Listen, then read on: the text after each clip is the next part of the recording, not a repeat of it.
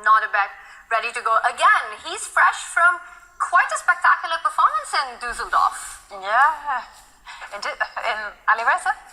Nordebek. Yeah, of course, yeah. No, Nordebek.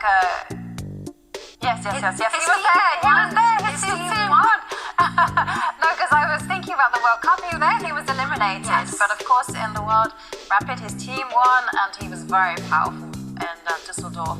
And there we can see that a Queen's Gambit client has been played with his Bishop F4. It's a very topical line and a big moment on the board. Sorry, I get distracted by the chess. I can't help myself. I was like, White should really be capturing that pawn in the middle, and yep, it happens.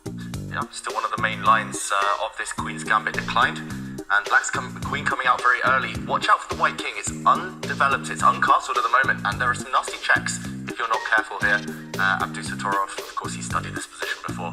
But I just want to say as well, both players relatively fresh, despite the fact Abdusattorov was playing at the World Rapid Team Championship.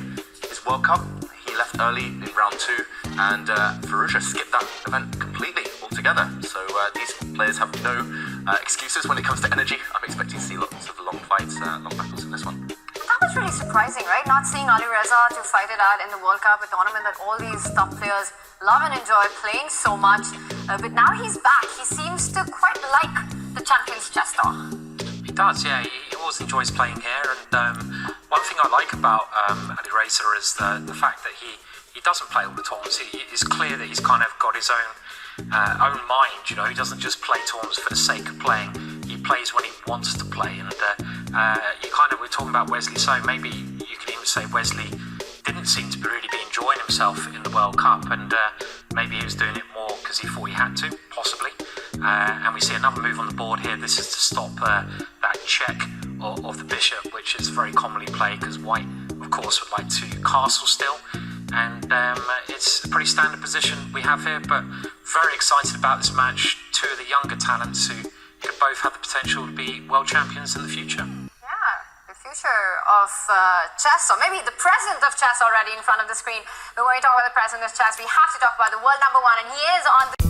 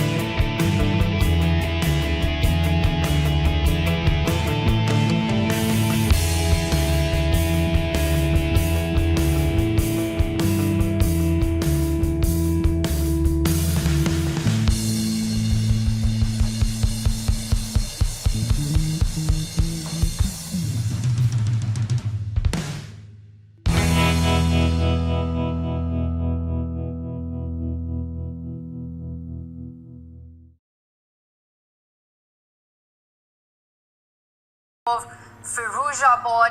Another rook pawn endgame, but Alireza Firouzja with an extra pawn and the B pawn.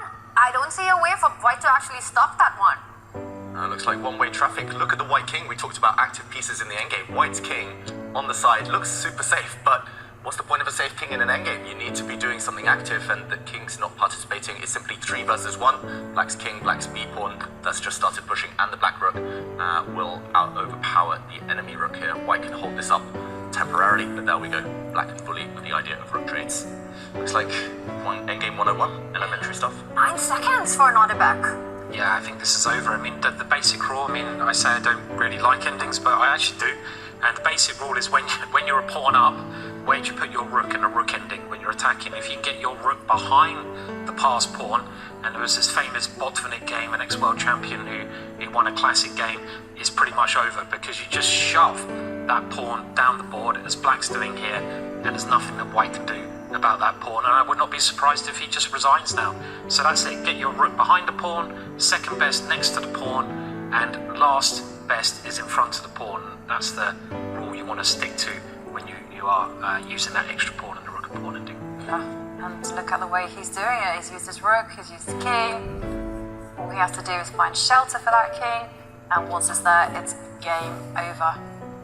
He's made it look really easy. Put the rook behind the pawn, and probably it's time for Nodebek with just 1 second on the clock. Is he going to throw in the towel? He does give a check, but the black king just hides on e1. No more checks. The b pawn is coming up on the board and makes us move with just 1 second on the clock. Yeah, I think both players leaned back. Have we seen a result? We have. Firouzja does take the win. The black king hides behind enemy lines. The black b pawn was about to bring up a queen, and that's it. An early lead with black as well for Firouzja. Very convincing play by Alireza there.